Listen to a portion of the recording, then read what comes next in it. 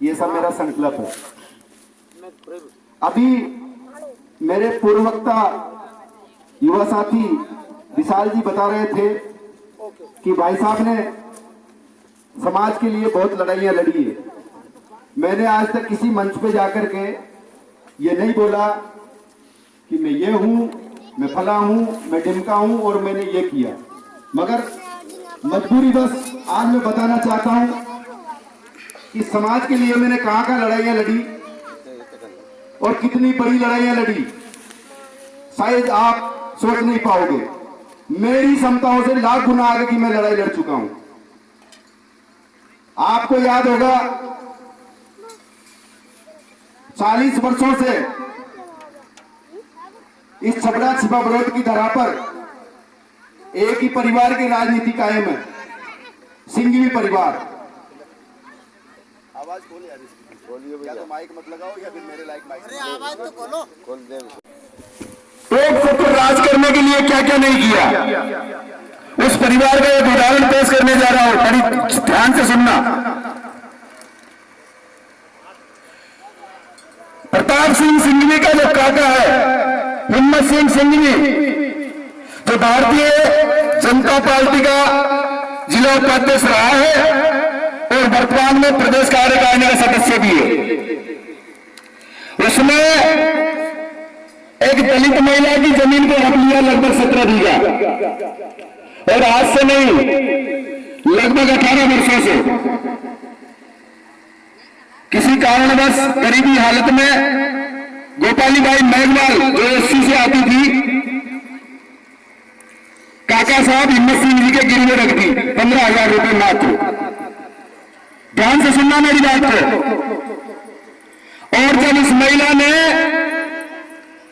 पैसे लौटा करके और वापस जमीन को लेना चाहा, तो काका साहब के द्वारा जवाब आया कि वो मेरे खाते लग चुकी है। ये छबड़ा की जो राजनीति है, सिंघवी परिवार का उदाहरण पेश कर रहा हूं। और वो महिला गिड़गिड़ाते गिड़गिड़ाते गिड़गिड़ाते गिड़गिड़ाते 28 साल निकल गए। कितने तहसीलदार आए, कितने थानेदार आए, कितने एसडीएम आए, मगर कोई काका साहब से उस गरीब महिला की जमीन नहीं दिलवा पाया। मुझे कहना पड़ रहा आज पूरे उदाहरण पेश करूंगा कि मैं अधिकारों के लिए कहां तक जा सकता हूं। अब भाई साहब हुआ क्या, छबड़ा के अंदर जैसे ही लोगों ने मेरा रोल देखा कि ये किसी भूमाफिया से, नेता से, प्रशासन के अधिकारी से भिड़ सकता है, राम कल्याण भाई के पास फोन भी है, जज्बात भी है और जानकारी भी है, उस महिला को मेरे पास भिजा दिया, गोपाली बाई मेघवाल को। 2018 की ये बात है। और गोपाली बाई मेघवाल ने आकर मेरे से कहा, बाबूजी, भैया जी, हिम्मत सिंह सिंघवी ने मेरी जमीन हड़प ली है 17 बीघा, मैंने तो गिरवी रखी थी और वो कह रहा था तो मेरे खाते लग गई। मैंने कहा भाई जमीन के कागज कहाँ है, नकल कहाँ है, कचरा काटन कहाँ है, कि बेटा ये मेरे पास सब है। मेरे को खोल के बताया और मैंने उसकी सारी वीडियो बना ली, कचरा नंबर कितने हैं, जमीन कितनी है, कितने में गिरवी रखी थी, और हिम्मत सिंह का कहना क्या है कि खाते लग गई। मेरी बात समझ में आ रही है? मैंने वादा कर लिया, मैंने कहा भाई तू चली जा, 1 महीने में तेरी जमीन तेरे पास आ जाएगी। अब देखिए साहब, एक चीटी आगे से लड़ने जा रही है, उस हिम्मत सिंह के पास 800 बीघा जमीन और राम कल्याण कश्यप के पास 8 बीघा जमीन। लोग कहते हैं कि दोस्ती और दुश्मनी बराबर की बनाया करो, पर मैंने रिकॉर्ड ही तोड़ दिया। उसके पास 800 बीघा जमीन और मेरे पास 8 बीघा जमीन, और चला मैं उससे लड़ने। वादा कर लिया उस बुढ़िया से, 1 महीने में तेरी जमीन तेरे पास आ जाएगी, चाहे मुझे गोली खाना पड़े या कुछ भी करना पड़े। मैंने उस वीडियो को वायरल कर दिया और मैंने अपील की कि भाइयों, ये दलित महिला है, बलारपुर की रहने वाली है, छबड़ा तहसील में आती है, एससी की महिला है। आप बताइए, हिम्मत सिंह सिंघवी जो भारतीय जनता पार्टी का नेता है, डोंगरी वालों के नाम से जाना जाता है। वो मतलब एक जनरल का व्यक्ति है, तो एससी की जमीन जनरल के पास कैसे गई? एससी की जमीन जनरल के खाते नहीं चढ़ती है, तो फिर कैसे चढ़ी? ये मेरी अपील थी। और जैसे ही मैंने उस वीडियो को वायरल किया, पट से कवाई थाने के थानेदार दलबीर सिंह जी ने मुझे बुलाया कि राम कल्याण जी, इस वीडियो को आपने वायरल किया है। मैंने कहा सर मैंने किया है, आप बताइए इसमें कितनी सच्चाई है? मैं कहा सर 100% सच्चाई है कि इस दलित महिला की जमीन राजनीतिक बल पे, पैसे के बल पर लूटी गई है। आप बताइए एससी की जमीन जनरल के खाते कैसे चढ़ जाएगी? थानेदार जी ने कहा बात तो सही है, मगर भारतीय जनता पार्टी का जिला उपाध्यक्ष की से जमीन छुड़ाना है, भारतीय जनता पार्टी का एमएलए बैठा है, भारतीय जनता पार्टी का दुष्यंत एमपी बैठा है, और सीएम वसुंधरा जी बैठी है, और 8 बीघा वाला राम कल्याण जमीन छुड़ाने जा रहा है। मैंने कहा साहब अगर आप मेरा साथ दोगे तो मैं जमीन छुड़ा लूंगा। मेरे से कहा ऐसी दम क्या तेरे पास? मैं कहा साहब आपके साथ 14 आदमी रहते हैं और इस राम कल्याण के साथ 42 आदमी 24 घंटे साथ रहते हैं। मैंने थानेदारी से कहा आपके पास 14 आदमी रहते हैं, यानी 14 का स्टाफ रहता है, 14-15 का, और मेरा स्टाफ 42 आदमियों का है जो 24 घंटे कहीं भी मैं उपलब्ध करा सकता हूं आपको। उन्होंने कहा यार दमदार आदमी है, क्या मुकदमा दर्ज कर लूं? मैं कहा सर मुकदमा दर्ज करो। उन्होंने 420, 447 और धारा 3 में मुकदमा दर्ज किया 13 जून 2018 को, और मेरे से बोला कि भाई राम कल्याण मारा मारी मत करना, सांप भी मर जाए और लाठी भी ना टूटे, वो काम करना है।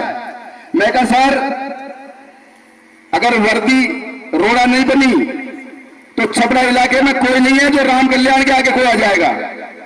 साथियों विश्वास दिला रहा हूं, हाँ आप मेरे कदकाठी से मैं दुबला पतला हूं या फिर मेरे पास वाहन साधन नहीं है, मेरे पास जिगरा जरूर है। मैंने जाकर ट्रैक्टर पटक दिया, बड़ी बड़ी समाज के लोगों से मैंने कहा ट्रैक्टर डाल दो, इसमें 5,000 रुपए घंटा के दूंगा, 10,000 रुपए घंटा के पैसे दूंगा। पर ताकर समाज, गुजर समाज, लोधा समाज, गालव समाज, ब्राह्मण समाज, किसी की हिम्मत नहीं हुई कि मसीन सिंह की जमीन में जाके पंजा रोक दे। फिर आपका भाई गया मेरा 16,735 लेकर के उस जमीन को आका, और आज उस दलित महिला के पास 17 बीघा जमीन है। साथियों ये मेरी पहली उपलब्धि थी। उसके बाद में छबड़ा के अंदर बहुत बड़ी भूमाफियाई चलती है, जो सिंधी और पंजाबी है छबड़ा के, पूरे लोधा समाज की, यादव समाज की, सेन समाज की, केवट समाज की, या जितने भी गरीब समाज हैं उनकी सारी जमीन को हड़प करके और बड़ी बड़ी कॉलोनियां काट के अरबों रुपए घुमा लिए छबड़ा में। उसी के चलते हमारे समाज के रिश्तेदार मनफूल जी ढीमर, केवट, उनकी जमीन पे जाके 24 मई 2017 को लगभग 40 आदमी चढ़ाई करके चले गए। 2,000 रुपए के लठ देने वाले, एक 8 का जाप्ता उनकी इमदाद के लिए, 4 गाड़ियां भूमाफियों की जिनमें हथियार से लेस उनका लड़का मेरे पास आता है हरिनारायण नाम का, और आकर बोलता है आज हमारी जमींदारी है 5 करोड़ की, हमारी जमीन को बचा लो आप। मैंने कहा यार यही मौका है मरने का। आज मेरा यहाँ आने का जो उद्देश्य था वो पूरा हो जाएगा। यदि मैं भूमाफियाओं के हाथ मारा जाऊंगा तो भी मेरा नाम अमर हो जाएगा, या आज जमीन मेरे हाथ से बच जाएगी तो भी मेरा नाम अमर हो जाएगा। मैं चला गया साहब, बात को गौर से सुनना। वहां जाने के बाद देखता हूं 8 पुलिस वाले और लगभग 20 आदमी मारने पीटने वाले और 4 आदमी रेवेन्यू बोर्ड के और 10-20 आदमी तमाशबीन इस तरह से वहां जाकर के उसके मकान पे खड़े हो गए। जैसे ही मैं गया मैंने थानेदार से कहा, छपरा के थानेदार से, एसआई नरेंद्र सिंह से, मदन लाल, श्यामलाल, रामकरण वगैरह वगैरह से, मैं कहा भाई ये कौन सा संविधान है जो आप 40-50 आदमी एक परिवार पे आकर के आप हमला बोल रहे हो। कोई भी 5 से ज्यादा व्यक्ति किसी के मकान पर नहीं जा सकते। साथियों याद रखना, कोई भी किसी के मकान पर 5 आदमी से ज्यादा अगर जाते हैं तो उन पर बहुत बड़ा मुकदमा लगता है, बलवा एक्ट।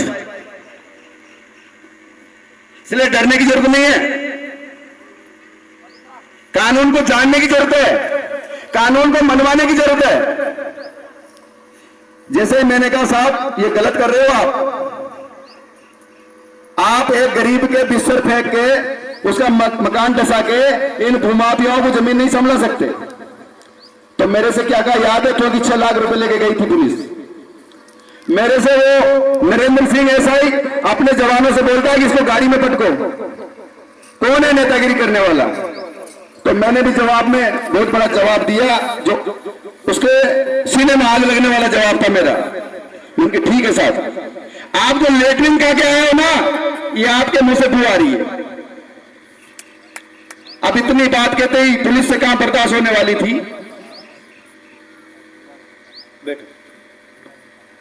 कहां बर्दाश्त होने वाली थी। जैसे ही मेरी तरफ वो दौड़े, बैठ जाओ आप नीचे। मैंने सोच लिया पुलिस से पंगा लेना बहुत टेढ़ी खीर है, थाने में ही मार देंगे ये, या ऐसी मार मारेंगे कि 6 महीने में मर जाएंगे। तो क्यों नहीं इनको मार दूं मैं। देखो मेरी दिलेरी। और हम 2.5 आदमी 3 औरतें और सामने 40 आदमी। 2.5 आदमी का मतलब एक लंगड़ा ही था, हम में से एक ही पैर का था। 2.5 आदमी और 3 औरतें हम बिगड़ के सामना कर लिया हमने। और सबसे पहले जैसे ही पुलिस वाले आए हमें पकड़ने, रोकने, कार्रवाई करने, हमने उनको पीटना चालू कर दिया। जैसे ही पुलिस वालों को पीटा, वो 2-2 की जो नकली फौज थी वो भाग गई। किसी पुलिस वाले की टोपी निकल गई, किसी का जूता निकल गया, किसी का डंडा टूट गया, पर सबको रंग बिरंगे कर दिया। मई का महीना था, ऊपर से नीचे तक लाल बिरंगे। मैंने कहा आज ही मौका है, इसके बाद तो मौका है ही नहीं। अब साहब वो सारी फौज भग गई, हम वहां से फरार हो गए। 5-6 महीने आपके मध्य प्रदेश में निकाले। धन्यवाद उन भाइयों ने जिनने मुझे रखा, मुझे आसरा दिया, मुझे रोटियां दी। 6 महीने बाद मैंने आत्मसमर्पण किया छपरा की धरती पर।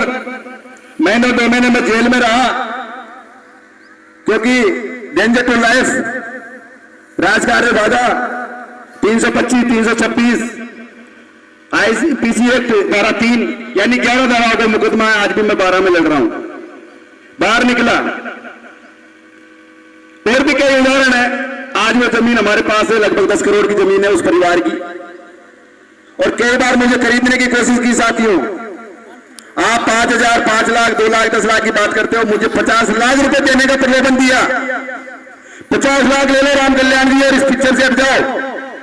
क्या 50 लाख में मैं गाड़ी से नहीं आता? अभी 2-5-16 की मेरे चैन नहीं होती गले में। पर नहीं, मैं स्वाभिमानी आदमी हूं और समाज के लिए लड़ता हूं। समाज की बेटी, रोटी, मान प्रतिष्ठा के लिए लड़ने वाला व्यक्ति हूं। मैं क्रांतिकारी का व्यक्ति हूं और मैं भगत सिंह जी को मानने वाला व्यक्ति हूं। हमें ना सौदा करना है, ना समाज को बेचना है, ना बरगलाना है। उस परिवार की आज 40-40, 50-50 लाख के प्लाट है।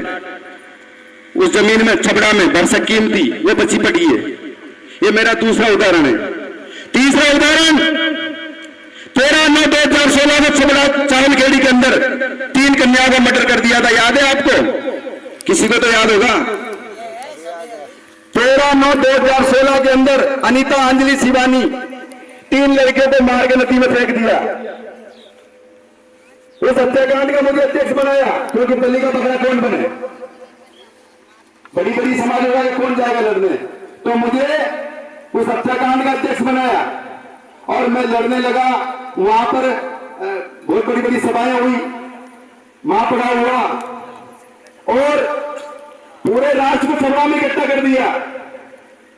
और वहां से भी हमारी सुनवाई नहीं हुई, तो हम 250 आदमियों को लेकर जंतर मंतर दिल्ली चले गए। वहां जाने वाले भी नहीं होंगे। एक दो दिल्ली तक हत्याकांड को हम लेके गए, मगर कुछ हमारी समाज के जो चाटुकार है, छबड़ा में बिकने वाले, उन्होंने कहा राम कल्याण तो बहुत बड़ा नेता बन गया, ये तो बहुत बड़ा नेता बन गया, ये तो राष्ट्रीय कार्यकारिणी में शामिल हो गया, इसको मंत्री जानते हैं, विधायक जानते हैं, पूरा देश जानने लग गया। ये तो परेशानी खड़ी होगी। गलती से बनाया था मुझे बलि का बकरा बनाने के लिए और मैं शेर बन गया, उनको तकलीफ पड़ी होगी। उन्होंने साहब मानवाधिकार आयोग, सीआईडी और महानिदेशक, वहां तक की टीमें उसमें बयान लेने आ रही है, हर पहलू पे बयान हो रहे हैं। और हमारे छबड़ा के जो समाज सेवक हैं, उन्होंने जाके एनओसी दे दी। एनओसी का मतलब होता है हम इस केस में कोई कार्रवाई नहीं चाहते, हम संतुष्ट हैं। बताइए आप, और केवल ये कहा कि भारतीय जनता पार्टी में आपको जगह देंगे, चेयरमैन बना देंगे, क्योंकि भारतीय जनता पार्टी के आदमी इन्वॉल्व थे उसमें, बिक गए। आज भी पूरी समाज को बरगलाया गया, पूरे देश की समाज को। उन तीनों कन्याओं को न्याय नहीं मिला साथियों, जिसमें मेरा कसूर नहीं है। उन लोगों का कसूर है जो आज भी मेरा विरोध कर रहे हैं, मेरे में खामियां गिना रहे हैं। उन लोगों ने भारतीय जनता पार्टी की गोद में बैठने के लिए, नेता की गोद में बैठने के लिए समाज की 3 हत्याओं को दबा दिया। क्या उम्मीद रखेंगे उनसे? क्या हमारा साथ देंगे? या आपका भाई साथ देगा? या तो मेरा ठिकाना जेल है, या मेरा ठिकाना रेल है, या मेरा ठिकाना ये सामाजिक मेल है। क्रांतिकारी को 3 ठिकाने, और मैं बिल्कुल चल रहा हूं।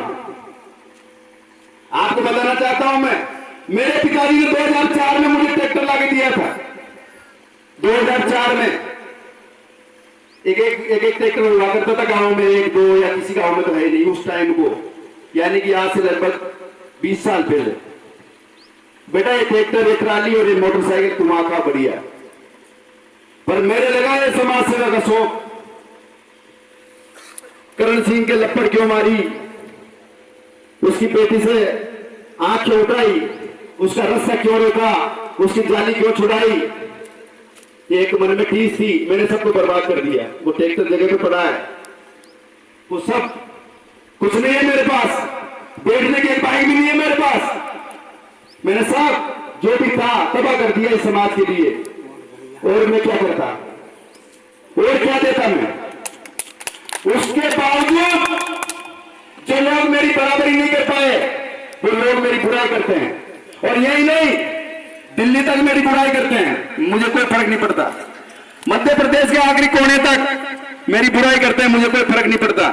साथियों, मैं आजाद हिंद फौज का क्रांतिकारी हूं और विश्व विचारधारा का क्रांतिकारी हूं। मैं बाहर भी आजाद हूं और जेल में भी आजाद हूं। इस विचारधारा पे आपके साथ लड़ रहा हूं और आपको विश्वास दिलाता हूं, हम ऐसी फोर्स बनाने जा रहे हैं। जो मेन उद्देश्य था वो बता दूं, एक फोर्स बनाने जा रहे हैं हम इस इलाके में। 50 आदमी की फोर्स बनाने जा रहे हैं, जो अट्टे कट्टे होंगे, युवा होंगे और लड़ाका होंगे। और कोई भी बुरी घटना कारित होने पर 24 घंटे के अंदर अंदर आपके दरवाजे पर मिलेंगे वो लोग। वो हमारी समाज की आर्मी होगी, हमारी बटालियन होगी, और हम उसे पावर देंगे। पावर क्या देंगे साथियों? कि या तो शासन प्रशासन उचित कार्रवाई कर दे, वरना हम खुद कार्रवाई करेंगे। या तो शासन प्रशासन कार्रवाई कर दे, हमारी समाज को संतुष्ट कर दे, उस परिवार को न्याय दिला दे, या फिर हमारी जो आर्मी है वो आर्मी खुद वो न्याय दिलाएगी। क्योंकि हम निर्बल भी नहीं है, असहाय भी नहीं है। अरे हम तो वो मल्ला है, हम तो वो कश्यप है जो 35 फीट गहरे पानी में से भी हाथ डाल के मछली को ऊपर लाते हैं। हम इतने निर्बल नहीं है। हम नदियों से खेलते हैं, हम तूफानों से खेलते हैं। जिन लोगों ने हमें समझ रखा है कि केवट परिवार तो गरीब लोग हैं, अनपढ़ लोग हैं, कमजोर लोग हैं, वो मानसिकता से निकाल दें। ये केवट ना अकेले हैं, ना कमजोर है, केवल इनको गाइड करने वाला लीडर नहीं है। और मैं आपके बीच में अब लीडर आ चुका हूं, और मैं इतने लीडर पैदा करके जाऊंगा कि ना दुश्मन गोली लगा पाएगा, ना गोली लगा पाएगा। बिरसा मुंडा जी ने कहा था कि हमें बरसात की घास की तरह आगे बढ़ना है साथियों। ना दुश्मन को ये पता चले कि विशाल भाई कौन है, रामयत कौन है, संतोष कौन है, राम कल्याण कौन है, कोई पता नहीं लगाना पाएगा। और आपको चिंता करने की जरूरत नहीं है, आपको घुट-घुट कर जीने की कोई जरूरत नहीं है।